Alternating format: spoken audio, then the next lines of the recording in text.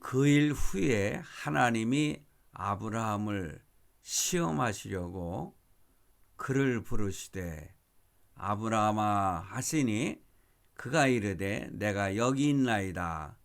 여호와께서 이르시되 내 아들 내 사랑하는 독자 이삭을 데리고 모리아 땅으로 가서 내가 내게 일러준 한 산 거기서 그를 번제로 드리라.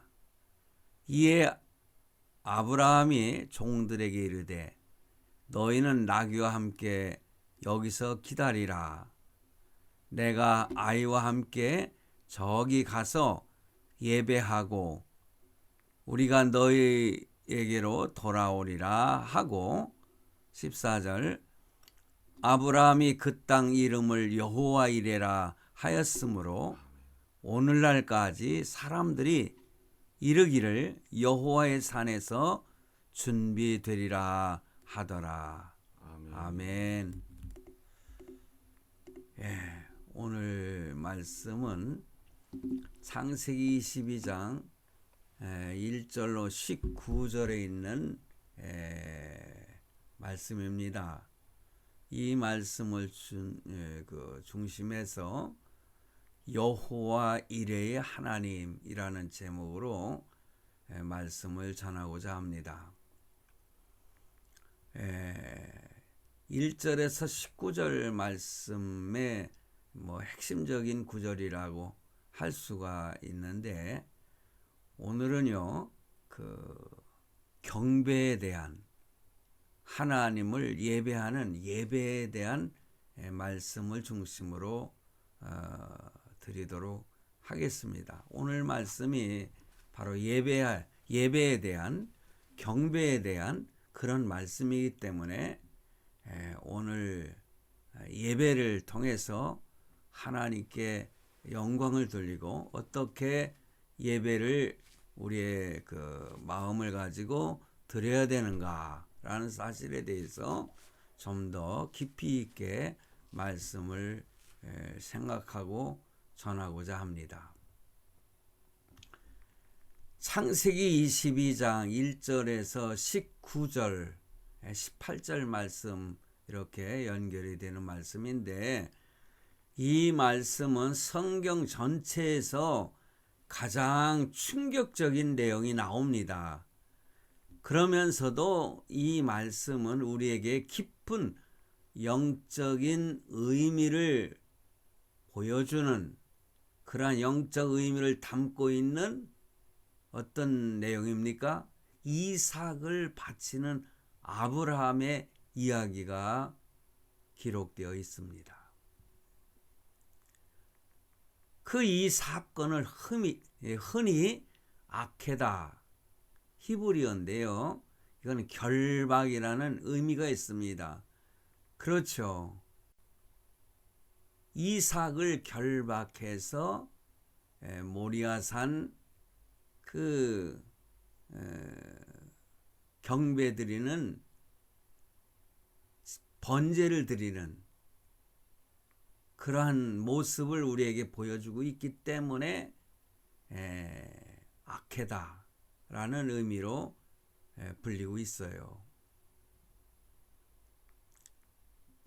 이 내용을 좀 살펴보면은요, 1절과 2절 말씀은 하나님이 아브라함을 시험하는 그런 내용이 나오죠. 시작입니다. 하나님께서 아브라함을 부르시며 그의 믿음을 어떻게 했습니까? 시험하셨죠. 내 아들, 내 사랑하는 독자 이삭을 데리고 모리아 땅으로 가서 그럽니다. 그를 번제로 드리라. 이 핵심 명령을 오늘 말씀에서 1절과 2절 말씀에서 찾아볼 수 있는데 이 말씀의 의미가 뭡니까? 여러분, 이삭은 아브라함이 100세에 얻은 기적의 아들이잖아요. 그리고 하나님의 약속이 이 이삭을 통해서 이어질 유일한 통로였습니다. 바로 이 명령은 아브라함의 가장 소중한 것보다 하나님을 더 신뢰하는지를 묻는 극한적인 시험입니다. 참 아브라함이 이런 시험을 잘 통과했다고 하는 것은 놀라운 일 아닙니까?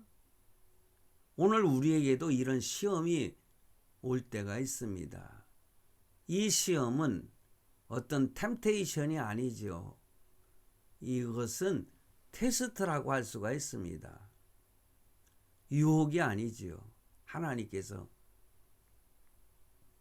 이런 내용이 1절과 2절 말씀에 나오고 있습니다. 오늘 우리도 이런 시험을 당할 때에 아브라함처럼 이길 수 있는 성도가 되기를 바랍니다. 잘 통과할 수 있기를 바랍니다.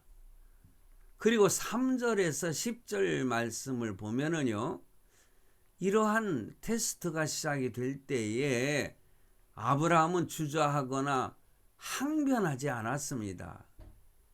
다음 날 일찍, 아침 일찍이라고 표현한 것을 보니까는 다음 날인 것이 분명한데, 다음 날 아침 일찍이 주저하지 않고 떠나는 모습을 봅니다. 그런데 잠깐 걸어가는 그러한 장소가 아니었죠. 사흘길을 걸어서 하나님이 지시하신 산에 도착을 합니다. 이 여정이 여러분 사흘길을 걸어갔다고 하는 것은 먼 길 아니겠습니까? 먼 길을 걸어가면서 아브라함 머릿속에 어떠한 생각이 왔다 갔다 했을까요? 어쩌면은 이 여정이 긴 것도요, 시험 중에 하나인 것 같아요. 그러므로 이 여정을 볼 때에 아브라함이 감정적인 충동이 아니라고 하는 것을 보게 됩니다. 깊은 묵상과 결단 속에서 그가 순종했다고 하는 것, 하나님의 시험이 있을 때에 절대적인 순종을 하는 것은 이 아브라함의 순종처럼 이러한 순종을 하는 것은 저는 그렇게 생각을 해요. 예배를 잘 드리게 되면은 하나님의 응답이 있을 수가 있는데 그 응답은 바로 여호와 이레다. 그것입니다.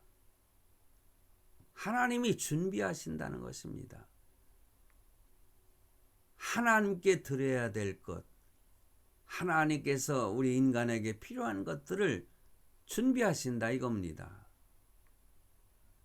자, 그런데요, 이런 일이 벌어져요. 이삭이 아버지에게 질문을 해요. 불과 나무는 있거니와 번제를 드릴 어린 양은 어디 있습니까? 이렇게 질문을 해요. 자, 이 질문할 때에 웬만한 사람들 같으면은 억장이 무너지지 않겠습니까? 그런데 아브라함이 뭐라고 답변을 합니까? 내 아들아, 이삭아, 번제할 어린 양은 하나님이 자기를 위해서, 하나님을 위해서 친히 준비하시리라. 8절 말씀에 그렇게 기록합니다. 번제를 드릴 어린 양은 하나님이 자신을 위해서 준비하신다는 거예요. 이 말은 뭡니까? 아브라함의 흔들리지 않는 믿음의 고백이라고 할 수 있죠.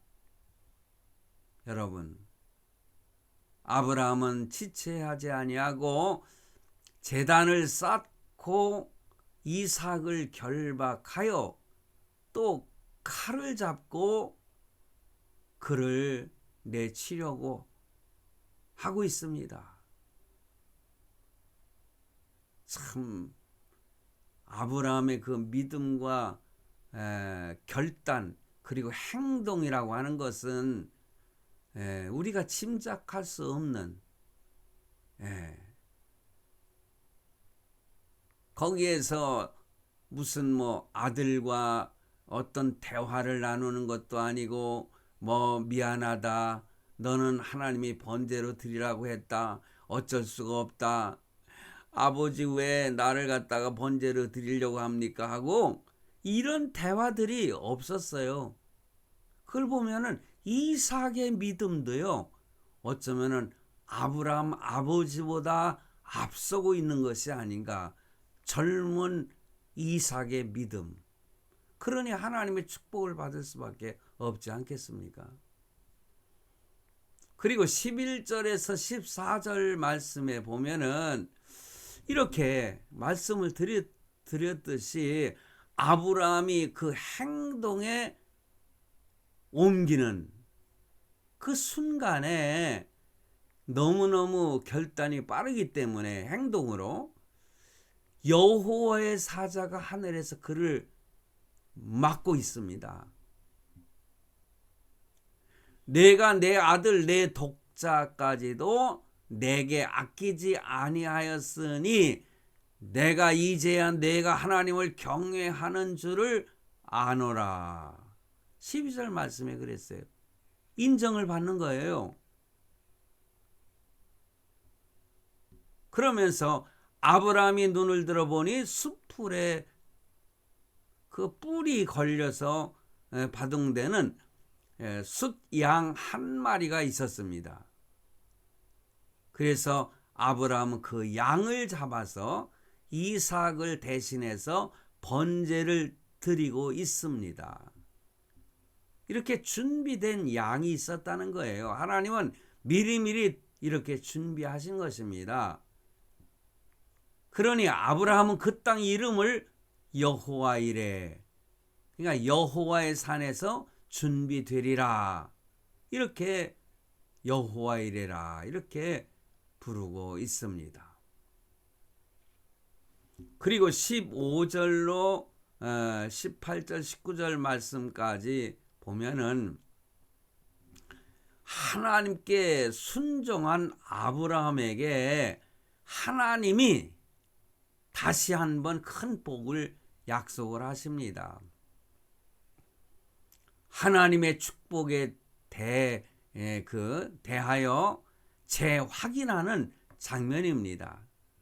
하늘의 별과 바다의 모래처럼 그 자손이 크게 번성할 것을 약속하시는 겁니다. 오늘날의 이스라엘 백성들을 말하는 것이죠. 18절 말씀해 보니 내 씨로 말미암아 천하 만민이 복을 받으리니 이는 내가 나의 말을 준행하였음이니라. 천하 만민의 복을 다시 한번 재약속하시는 하나님이십니다. 여러분, 하나님을 경외한다는 것은 가장 소중한 것, 그것조차 하나님께 우선순위를 두고 하나님을 섬긴다는 거예요. 하나님의 경외함을 증명하는 거죠. 자, 이 사건은요, 훗날에 인류를 위해서 독생자 예수 그리스도를 제물로 내어주신 하나님의 사랑을 미리 보여주는 예표라고 해석을 합니다. 그래서 독생자 이삭은 독생자 예수를 가리키죠. 제물로 바쳐진 산 모리아산, 예수님이 십자가에 못 박힌 골고다를 가리키고 있어요. 대신 죽은 숫양은 세상 죄를 지고 가는 하나님의 어린 양. 세례 요한이 예수 그리스도를 가르쳐 말하기를 뭐라고 그랬어요? 보라, 세상 죄를 지고 가는 어린 양이로다.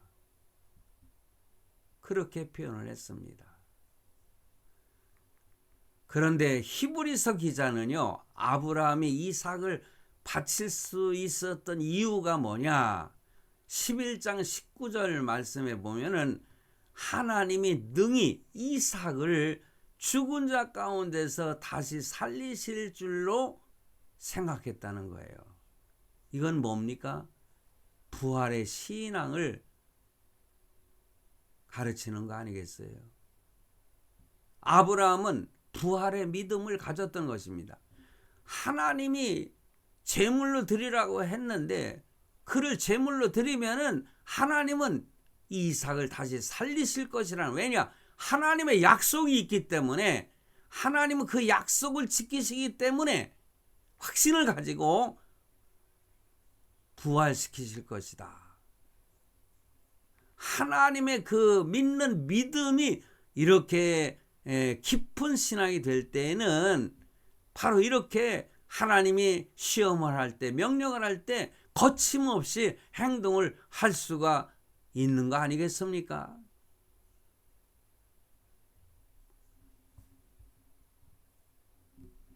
이 본문의 말씀은 단순히 아들을 바치라는 잔혹한 시험이 아니지요.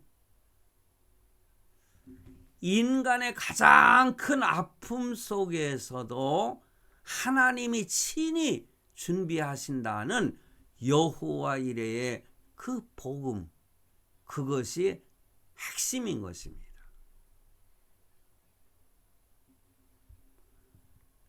다른 말로 표현하면은요, 참된 예배의 모형이라고 할 수 있습니다. 성경에 보면은요, 맨 처음 예배라는 그런 말이 나온 부분이 22장 아니겠습니까? 예전 성경에는 경배라고 되어 있는데 요즘 성경에는 예배라고 분명히 표현을 했어요. 창세기 22장. 그러니 22장은 참된 예배의 모형이라고 우리는 설명할 수가 있겠습니다.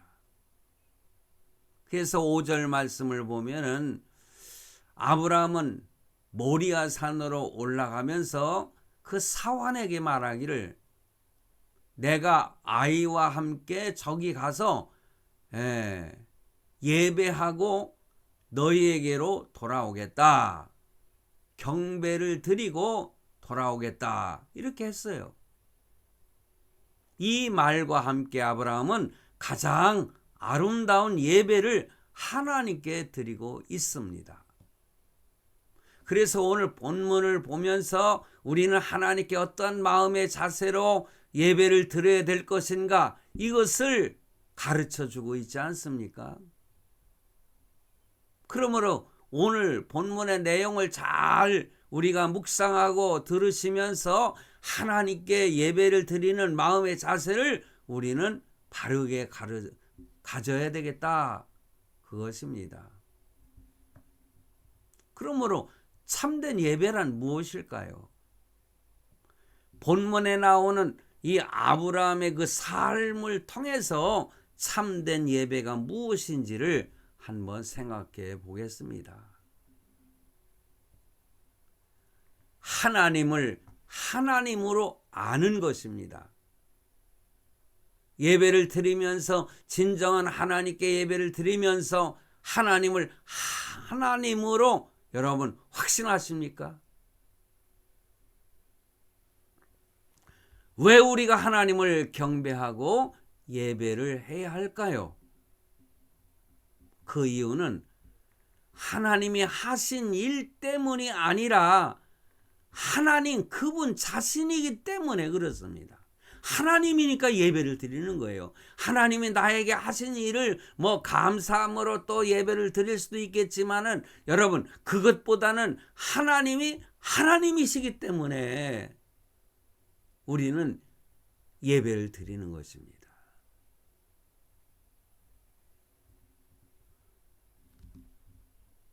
그러므로 아브라함이 참된 예배자가 될 수 있었던 이유는 뭐냐?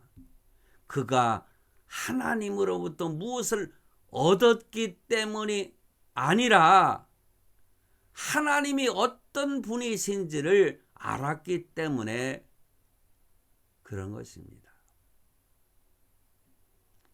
우리도요, 하나님을 하나님으로 알기만 하면은 진정한 예배자의 삶을 살 수 있는 것입니다. 제가 항상 그런 말씀을 드립니다. 예배는 의식적인 예배가 있고요. 우리의 삶의 예배가 있습니다. 당연히 오늘은 이렇게 의식적인 예배를 드리고 있는데 저는 루터라고 하는 종교 개혁자가 한 말이 늘 생각이 나요. 예배는 뭐냐? 예배는 우리의 삶 자체다. 우리의 삶 자체가. 그래서 저는 밴드의 이름을 빛과 소금이라.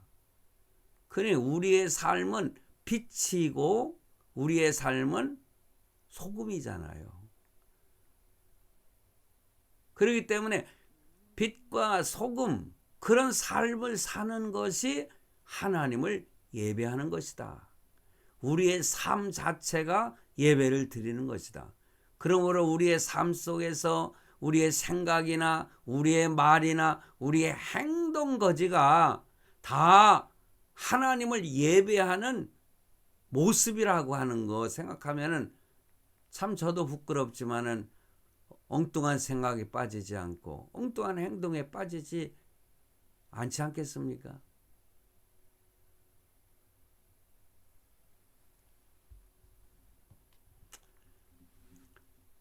시편 23편에서 다윗이 고백을 합니다. 여호와는 나의 목자시니 내가 부족함이 없으리로다. 바로 이것이 예배입니다.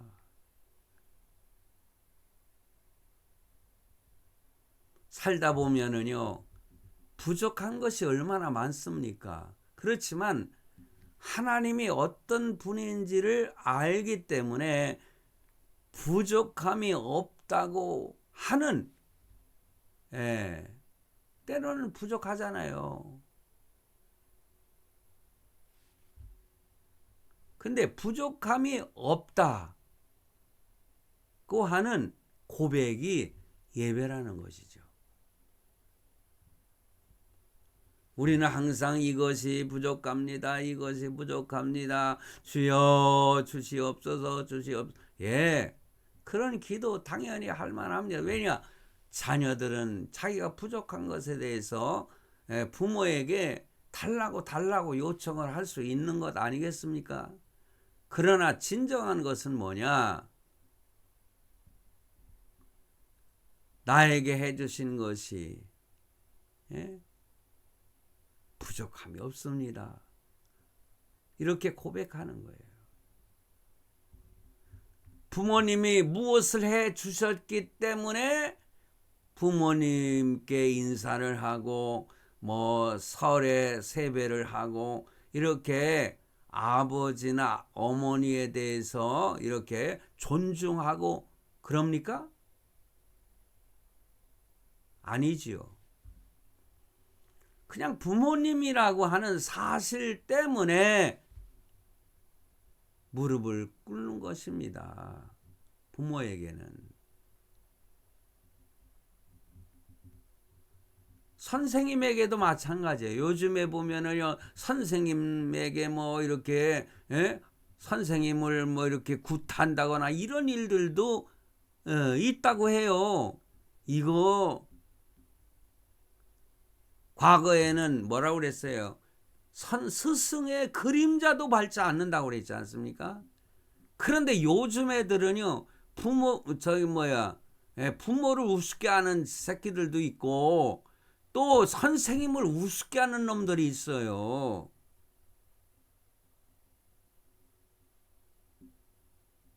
그거 잘못된 겁니다. 교육이 잘못된 거예요. 무슨 유교 사상 때문에 그것이 아닙니다. 성경의 원리를 봐도요, 부모에게, 스승에게 함부로 하는 것은 하나님께서 용납하지 않으십니다.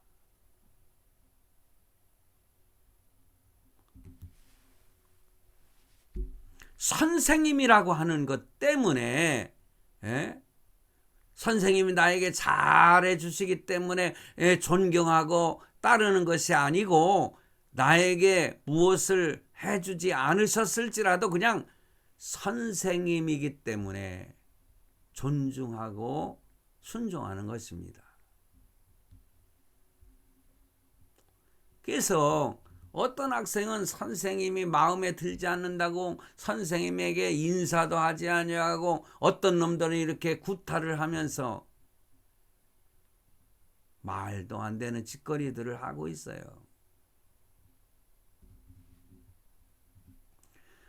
예전에도 제가 학교 다닐 때 보면은요, 선생님을 좋아하는 아이들은 공부도 잘하더라고요.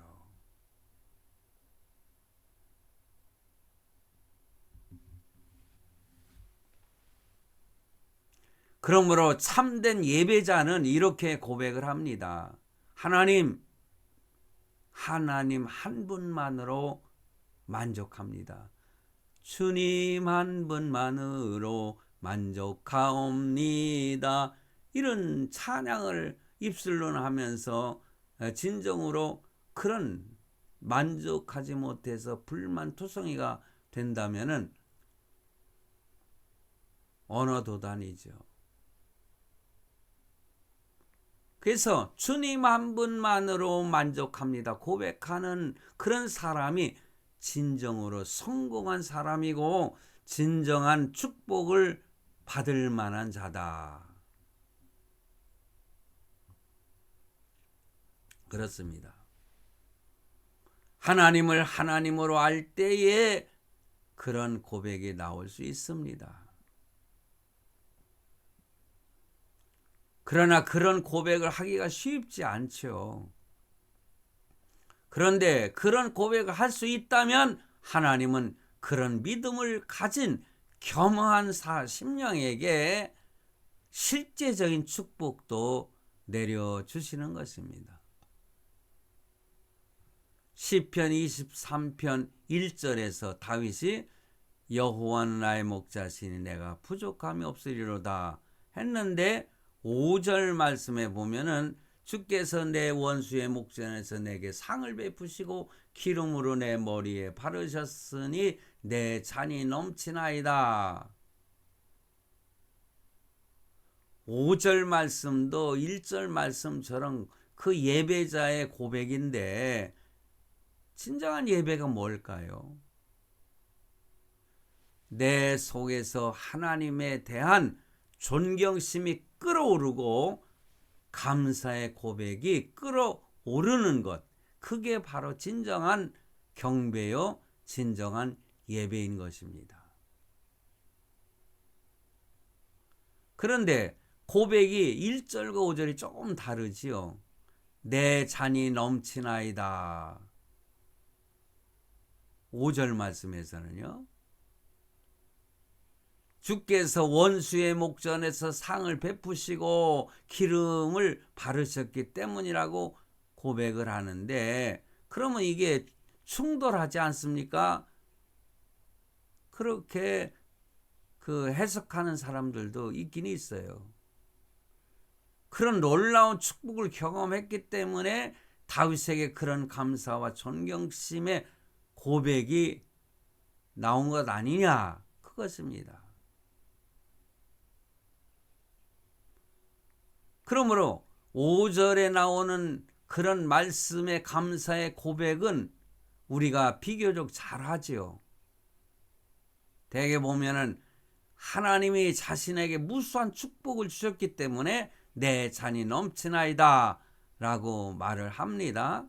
물론 하나님께서 그런 고백도 귀하게 여기십니다.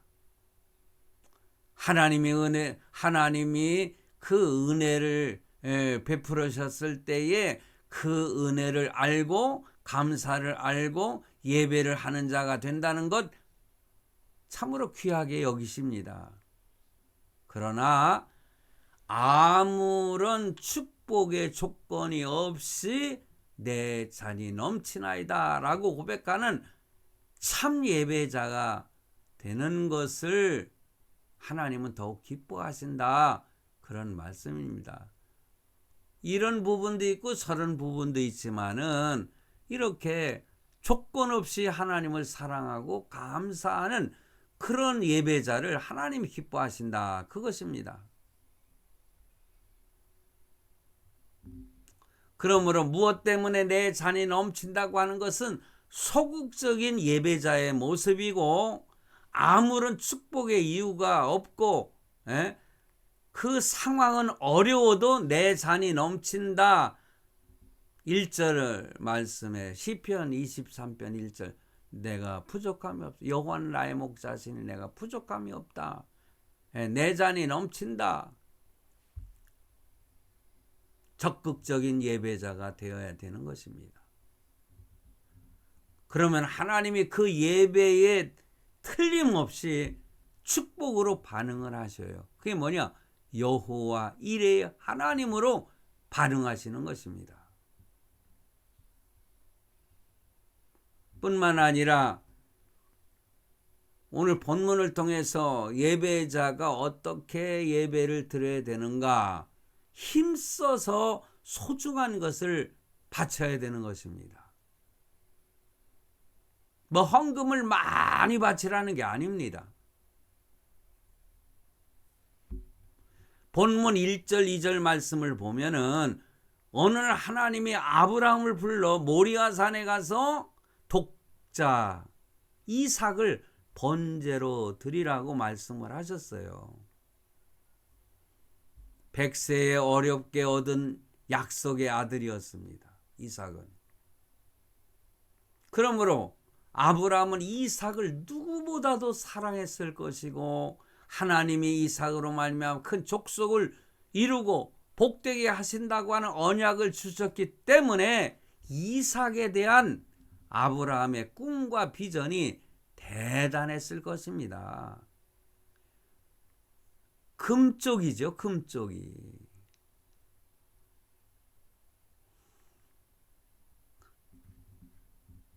어쩌면은요, 그렇게 소중하기 때문에 이삭은 내 아들이 아니라 하나님의 자식이라고 생각하고 정말 소중하게 키웠을 것입니다. 그 소중한 하나님은 무조건 바치라는 거예요. 그 소중한 이삭을. 그때 하나님은 아브라함에게 아무 설명도 하지 않으셨어요. 그냥 뭐 더 큰 복을 받으려면 그 이삭을 제물로 바쳐라, 이렇게 설명을 하지 않으셨다는 거죠. 무조건 바치라고 하셨어요. 그러니까 아브라함도 무조건 그냥 순종을 하는 것입니다. 하나님이 무조건 명령하셨는데 무조건 순종하는 거예요. 여러분, 무조건이어야 됩니다. 무조건. 무조건 명령하시면 무조건 순종하면 되는 거예요. 아브라함처럼. 이유를 묻지 않았어요. 그러므로 참된 성도는요, 하나님께 이유를 묻는 것을 지극히 자제해야 해요. 자제를 합니다. 믿음을 떠나서 책임감이 있는 사람은 이유를 따지는 것보다 내가 할 일을 먼저 생각하고 실천을 하는 것입니다. 물론 우리가 살면서 너무 이상한 일을 당하면은 이유를 묻고 싶을 때가 있어요. 하나님, 왜 이러십니까? 왜요? Why? 에? 그러나 하나님 앞에서는 이유를 따지지 말라는 거예요. 이해할 수 없는 고난 중에서도 욥이 그렇게 이유 없이 말이에요. 도대체 뭔지도 모르게 큰 시험이 닥쳐왔을 때 이유를 묻지 않았어요. 처음에.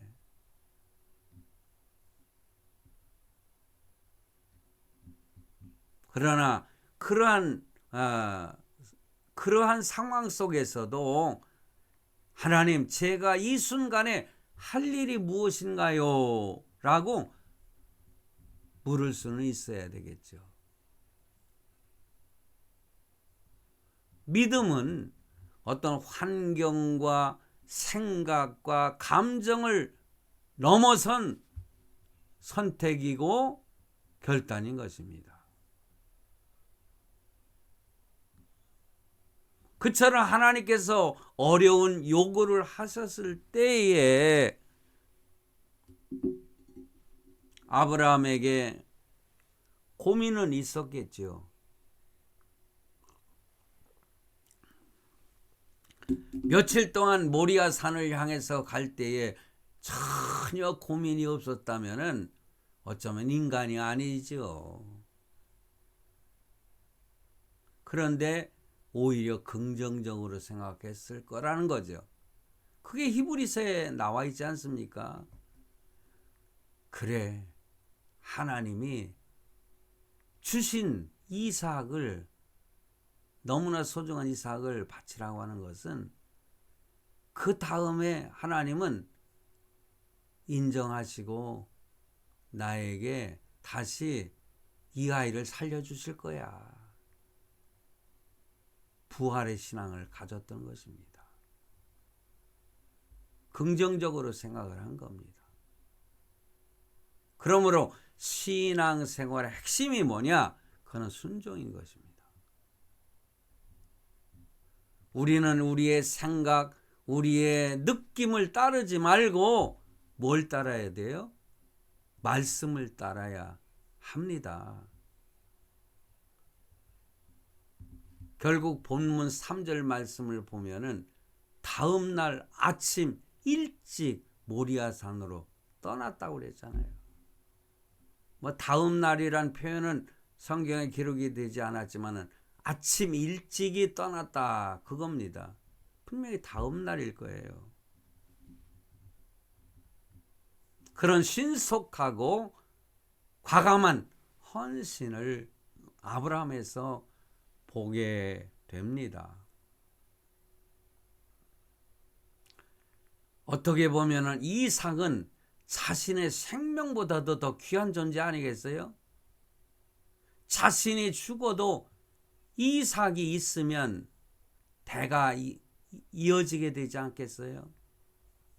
이삭이 죽으면은 자신의 대가 끊기기 때문에 여러분 어쩌면은 대가 끊기는 거는 구약 시대 사람들은 하나님의 저주라고 생각을 했거든요.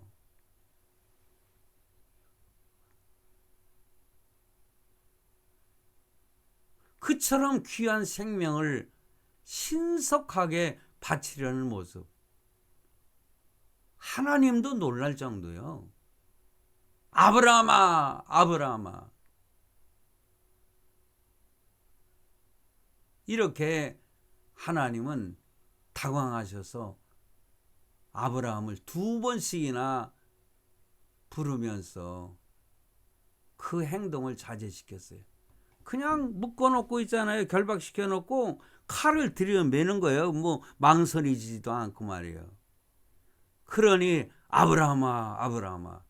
성경에서요 같은 말을 2번 하는 것은 굉장히 그 긴박한 상황을 말하는 거예요. 그리고 그만큼 중요하기 때문에 2번씩 그렇게 기록을 합니다. 내가 진실로 진실로 너희에게 이르노니 이렇게 신약 그 복음서에 보면 꼭 그렇게 말씀하고 있잖아요. 내가 진실로 너무너무 귀한 말씀이니까 진실 예.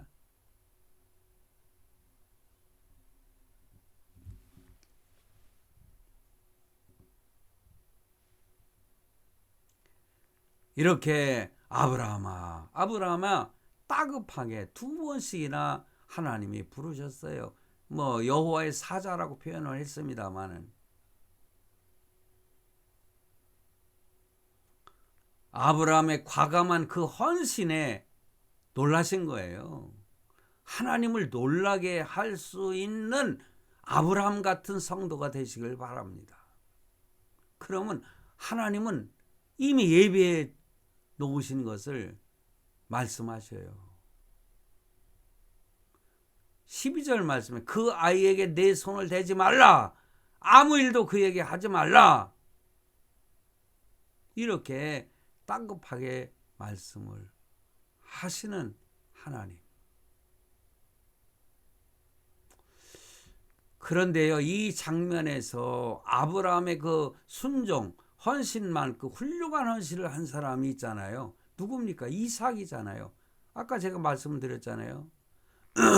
성경학자들 추정에 의하면 그때 당시 이삭의 나이는 20세 전후라고 이렇게 설명을 합니다. 추정을 해서.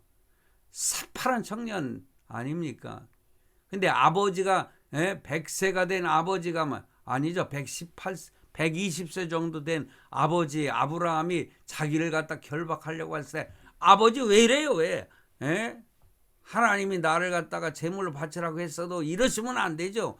이렇게 얼마든지 할 수 있지 않겠어요?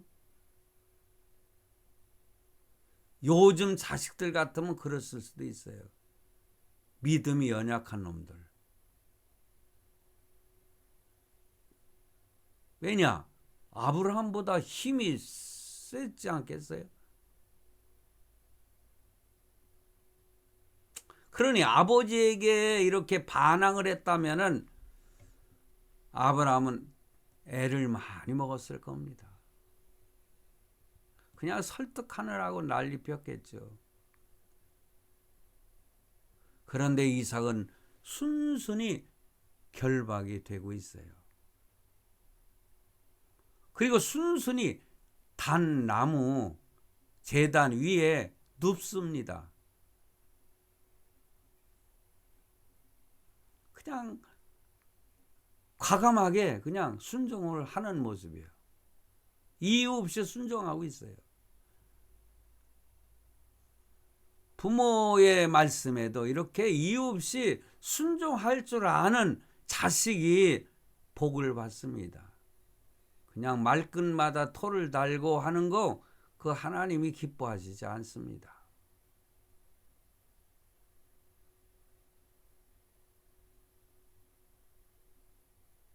참으로 이삭의 헌신도 자신의 목숨을 드린 탁월한 헌신자다.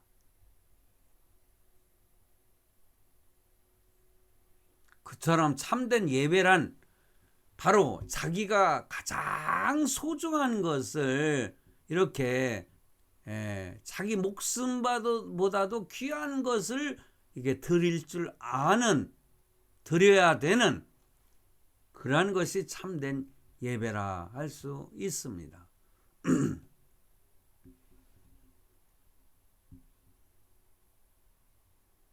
여러분, 사실 하나님께서 이삭을 바치라고 한 것은 이삭을 정말로 죽이고 싶어서 그런 것일까요? 하나님이? 그래 13절에 보니까 이삭을 그대로 두시고 숫양을 주시는 것을 보지 않습니까? 결국 헌신하는 마음을 통해서 더 많은 것을 주고 할렐루야 여호와 이레의 하나님이심을 보여주시기 위해서 바치라고 하는 것입니다. 이것이 바로 헌신과 축복의 원리인 것입니다. 우리가 우리의 소중한 것을 바칠 때에 하나님은 그것에 담긴 그 사람의 마음을 받으시고 바치는 것 이상으로 우리에게 되돌려 주십니다. 믿습니까? 그러므로 하나님은 여호와 이레의 하나님이십니다. 하나님은 모든 것을 합력하여 선을 이루시는 분이시잖아요. 그 하나님을 더욱 깊이 알고 우리의 소중한 것을 힘써서 바침으로 참된 예배자로 그 삶을 살아갈 때에 하나님께서 예비하신 큰 축복을 주실 줄로 믿고 받아 누리시는 우리 모두가 되시기를 주님의 이름으로 축원합니다. 기도하겠습니다.